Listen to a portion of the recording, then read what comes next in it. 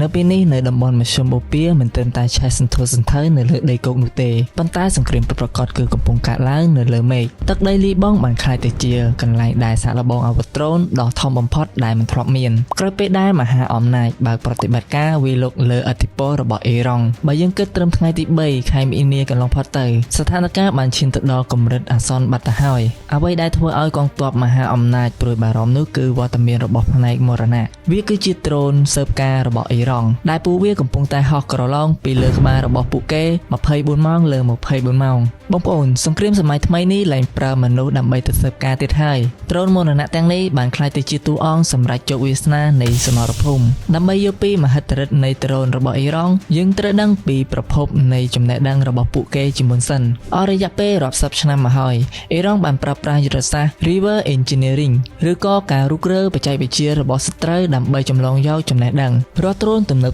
ៗរបស់អាមេរិកដែលធ្លាប់ធ្លាក់នៅក្នុងទឹកដីរបស់អ៊ីរ៉ង់ត្រូវបានពួកគេយកមកសិក្សាពីប្រព័ន្ធបញ្ជានិងរចនាសម្ព័ន្ធការស្លាប់យ៉ាងលម្អិតភាពឯកោពីពិភពលោកបានបង្ខំឲ្យអ៊ីរ៉ង់បង្កើតប្រព័ន្ធបញ្ជាផ្ទាល់ខ្លួនដែលមិនចាំបាច់ពឹងផ្អែកលើបច្ចេកវិទ្យារបស់លោកខាងលិចនោះទេពួកគេបានបង្កើតនៅអ្វីដែលគេហៅថា Drone Smart ដែលពួកវាមានសមត្ថភាពគិតនិងហោះហើរដោយស្វ័យប្រវត្តិតាមរយៈការបញ្ជាសបរមិត្តឬក៏ហៅថាប្រព័ន្ធ AI ទោះបីជាត្រូវរងការរំខានពីរលកសញ្ញាក៏ដោយវាគឺជា drone អតិឃាតដែលពិភពលោកកំពុងតែញញើតបំផុតវាបានប្រើប្រាស់ជាមួយនឹងម៉ាស៊ីនពីរស្តង់ធម្មតាដែលមានសំឡេងប្រៀបដូចជាម៉ូតូយើងអញ្ចឹងក៏ប៉ុន្តែអ្វីដែលកាន់តែពិសេសនោះវាអាចហោះចម្ងាយរហូតដល់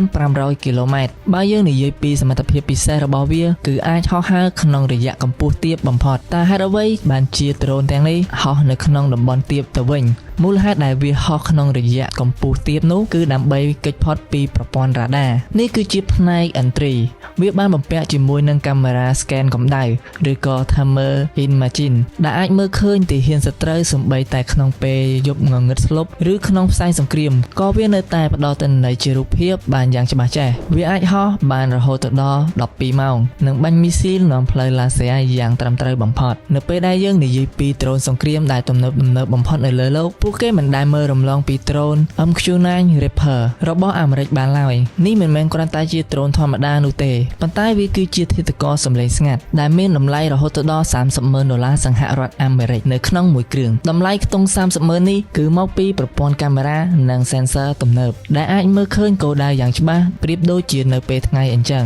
ទោះបីជាវាហោះក្នុងរយៈកម្ពស់រហូតដល់1500គីឡូម៉ែត្រក៏ដោយបើយើងនិយាយពីប្រវត្តិសាស្ត្ររបស់ដ្រូន MQ-9 វិញគឺវាពោរពេញទៅដោយភាពភ័យខ្លាចវត្តមានរបស់វានោះគឺពិភពលោកបានធ្លាប់ផ្អើលម្ដងរួចមកហើយកាលពីឆ្នាំ2022នៅពេលដែលអាមេរិកបានប្រើប្រាស់ដ្រូនប្រភេទនេះដើម្បីធ្វើឃាតមេដឹកនាំកម្ពុជារបស់អ៊ីរ៉ង់គឺលោក Qasem Soleimani ខណៈពេលនោះគ្រាប់មីស៊ីល Hellfire ត្រូវបានបាញ់ចេញពីដ្រូន MQ-9 ដើម្បីកំទេចគោលដៅនៅចំកណ្ដាលតែម្ដងហើយវាក៏មិនឲ្យមានការខូចខាតដល់កន្លែងជិតខាងនោះទេយុទ្ធសាស្ត្រដែលគួរឲ្យខ្លាចបំផុតរបស់អ៊ីរ៉ង់នោះគឺយុទ្ធសាស្ត្រស្វមថៈឬក៏ការវាយប្រហារជាវងបងប្អូនសាកស្រមៃមើលប្រសិនបើដ្រូនសាហេត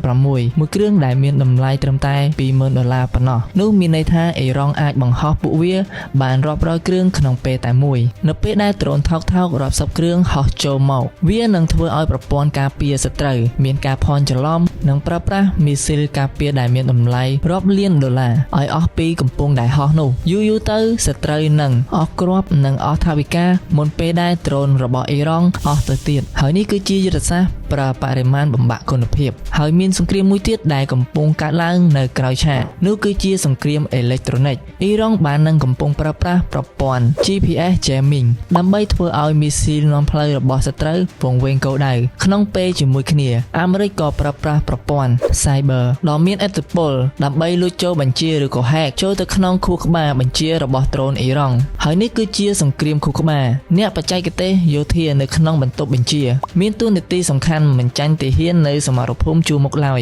ការប្រកួតប្រជែងគ្នារវាងការបញ្ជានិងការរំខានហើយនឹងកំណត់ជោគវាសនានៃដ្រូនមរណៈទាំងនោះសំណួរដ៏ធំបំផុតនៅក្នុងសមរភូមិឆ្នាំ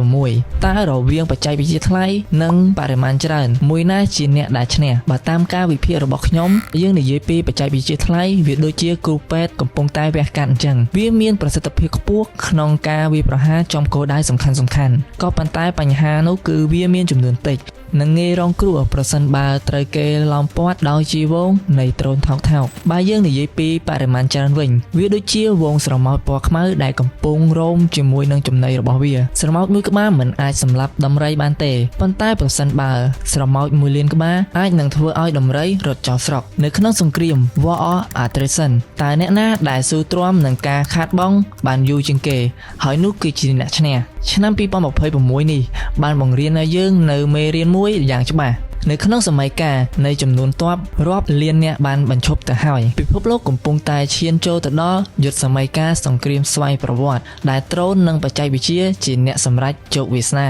អ៊ីរ៉ង់បានបង្ហាញថាទោះបីជាត្រូវហូមព័ទ្ធដោយបច្ចេកវិទ្យាខួរក្បាលក៏អាចបង្កើតអាវុធដែលធ្វើឲ្យមហាអំណាចពិភពលោកញញើតបានដែរអូអ៊ីរ៉ង់ពិតជាសាហាវមែនទែនបងប្អូនពីខ្ញុំទៅមានតែប៉ុណ្្នឹងនោះទេសូមអរគុណបងប្អូនទាំងអស់គ្នាសម្រាប់ការតាមដានហើយកុំភ្លេចជួយ like និង share វីដេអូមួយនេះទៅកាន់បងប្អូនយើងម្នាក់មួយផងយើងនឹងជួបគ្នាវីដេអូក្រោយបាយបាយ